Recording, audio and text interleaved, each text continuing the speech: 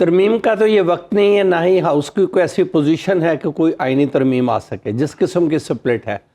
اب اسی legal frame work میں رہتے ہوئے اگر الیکشن ایکٹ کے تحت الیکشنز کمیشن پرپورشنل ریپرزنٹیشن کو سٹینڈرڈ بنا کے سنی اتحاد کونسل کی پیش کردہ منتخب اراکین کی نشستوں کو پیش نظر رکھ کے یہ سیٹس الاٹ کر دیتا تو کسی قسم کی نہ ناانصافی ہوتی نہ لاقانونیت ہوتی۔ ناانصافی اس لیے نہ ہوتی کہ وہ اپنے تناسب سے سیٹ مانگ رہے تھے جو کہ آئین کی اور الیکشنز ایکٹ کی اسپرٹ کے مطابق ہے۔ سیاسی طور پر کسی کو کوئی نقصان نہیں پہنچ سکتا تھا کہ اگر یہ نشستیں سنی اتحاد کونسل کو دے بھی دی جائیں تو قومی اسمبلی کے جو نتائج سامنے آئے ہیں اس میں کسی بھی جماعت کی عددی حیثیت متاثر نہ ہوتی۔ سنی اتحاد کونسل کسی طور بھی ان نشستوں کے حصول کے بعد برتری نہ پنجاب میں حاصل کر پاتی نہ وفاق میں حاصل کر پاتی قومی اسمبلی میں۔ سندھ میں تو ویسے ان کی پوزیشن بہت کمزور ہے، 2 سیٹس مل بھی جائیں تو کیا فرق پڑتا ہے۔ اب بات یہ ہے کہ محرومی پہلے ہی اس الیکشن میں ایک جماعت کے لوگ سیاسی طور پر مقبول ثابت ہوئے، ان کی قیادت مقبول ثابت ہوئی، لیکن وہ ڈے ون سے محرومی کا شکار پائے گئے۔ انتخابی نشان نہ ملا، انہوں نے محرومی کا اظہار کیا، عوام نے ہمدردی دکھائی۔ یہ فیصلے کرنے والے لوگ بہت محترم ہیں، لیکن یہ بھی یاد رکھیں جو دوسری سائڈ بھی ہے کہ اس ملک میں ہمدردی کا جذبہ بہت بلند ہے۔ لوگ دیکھتے ہیں کہ اگر کوئی قوت کے ذریعے یا کسی قانونی مشگافی کا سہارا لے کر کسی دوسرے کو اس کے کسی حق سے محروم کرتا ہے تو ہمدردی کا جذبہ جاگ اٹھتا ہے۔ آپ کسی کو جیل میں بھیجتے ہیں، اگر عوام سمجھتی ہے کہ یہ ناجائز پروسیکیوشن ہو رہی ہے تو ہمدردی ہے۔ خواتین کو جیل بھیجیں گے ہمدردی آئے گی، کارکنوں کو جیل بھیجیں گے ہمدردی آئے گی۔ آپ نے سمبل نہیں دیا، لوگوں نے ہمدردی دکھائی، پاپولر ووٹ دیا، نشستوں کی تعداد ایک طرف، لیکن ان مشکل ترین صورتحال میں بھی وہ سامنے اتنی محرومی پہلے ایک سیاسی گروپ فیس کر رہا ہے۔ آپ اسے سنی اتحاد کونسل کہہ لیں یا پی ٹی آئی کہہ لیں، یہ سب انہی محرومیوں کا نتیجہ ہے کہ پی ٹی آئی سنی اتحاد کونسل کی شکل میں اپنے آپ کو لا کے الیکشن کمیشن سے متناسب نمائندگی خواتین اور اقلیتوں کے لیے مطالبہ کر رہی تھی۔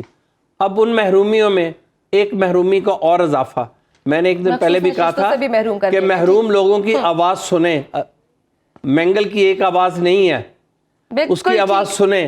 اچک یہ ایک آواز نہیں ہے، آواز سنیں۔ کے پی کی آواز سنیں، پنجاب کے لوگوں کی آواز سنیں، پنجاب کے لوگوں کا مینڈیٹ دیکھیں۔ چلیے جو آپ کہتے ہیں کہ پنجاب میں اتنی نشستیں ملی ہیں انہیں، کسی نشست پہ آپ اعتراض قبول نہ کریں، کم از کم ان نشستوں کے تناسب سے خواتین اور اقلیتوں کا حصہ انہیں دے دیا جائے۔ عوام نے انہیں ووٹ دیے ہیں، آپ اس ووٹ کے منطقی نتیجے میں ملنے والا حق جیسے بھی ہے اسے تکنیکی بنیادوں پر یا ٹیکنیکل جسٹس کی بنیاد پر قربان نہ کریں، حق کو اس کا حق دے دیں۔ یہ ان کا حق ہے، دے دیں، کوئی فرق نہیں پڑے گا۔ جمہوریت آگے بڑھے گی، زخموں پہ مرہم رکھیں، نمک نہیں۔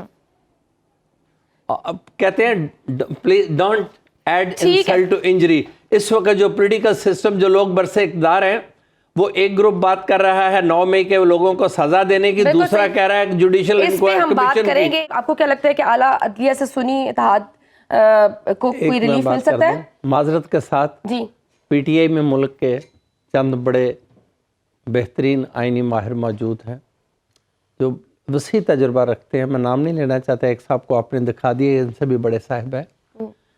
پی ٹی آئی نے انٹرا پارٹی الیکشنز کو ایک لمبے عرصے سے سنجیدگی سے نہیں لیا تھا۔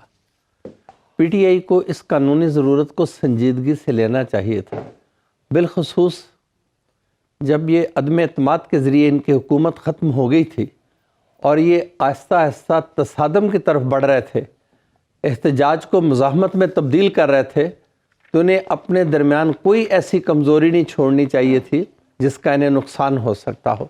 یہ بات اس وقت علی ظفر صاحب کی درست تھی کہ اگر کسی جماعت کے پاس سمبل نہیں ہوگا تو اس جماعت کو مخصوص نشستیں نہیں ملیں گی۔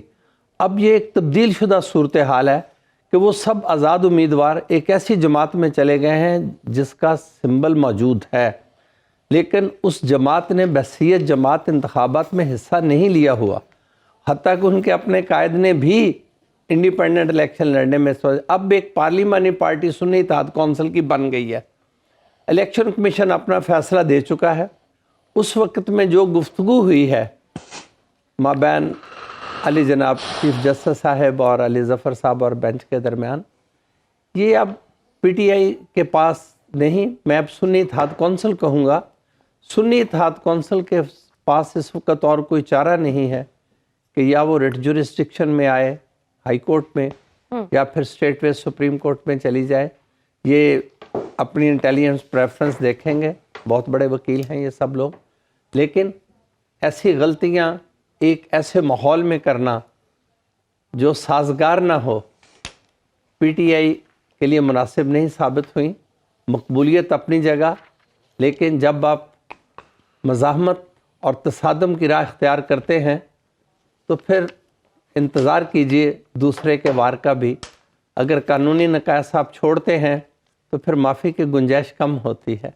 جو گریس اور الاؤنس پی ٹی آئی کو اپنی پیدائش کے وقت سے ملتا رہا تھا، وہ پہلی بار پچھلے 1.5 سال یا 2 سال کے عرصہ میں پی ٹی آئی اس سے محروم ہوئی۔